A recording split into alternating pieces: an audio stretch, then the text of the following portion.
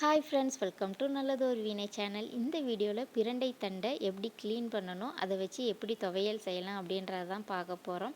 நல்ல ஃப்ரெஷ்ஷான பிஞ்சு பிரண்டை கிடச்சா கட்டாயமாக வாங்கி இது மாதிரி துவையல் செஞ்சு சாப்பிட்டு பாருங்கள். உடம்புக்கு அவ்வளோ நல்லது, நல்ல பசி தரும்.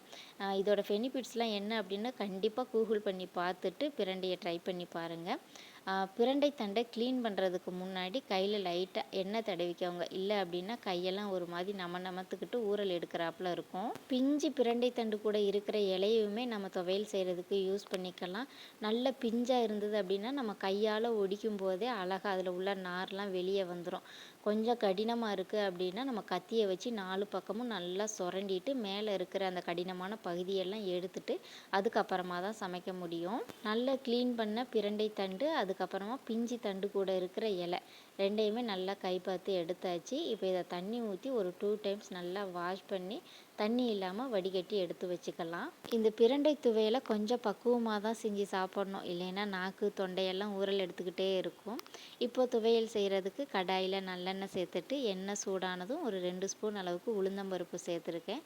அது லைட்டாக பொன்னிறம் ஆகி வந்ததும் 3 பல் பூண்டு, காரத்துக்கு தக்கன வரமிளகாய், டேஸ்ட்டுக்கு தக்கன புளி, 2-3 கொத்து கருவேப்பிலை இலையும் சேர்த்து அடுப்பை மீடியம் ஃப்ளேம்லேயே வச்சு நல்லா மிக்ஸ் பண்ணி விட்டுறலாம். அதுக்கப்புறமா நம்ம க்ளீன் பண்ணி வச்சுருக்கோம் இல்லையா பிரண்டை, அதையும் சேர்த்து நல்லா மிக்ஸ் பண்ணி விட்டுறலாம்.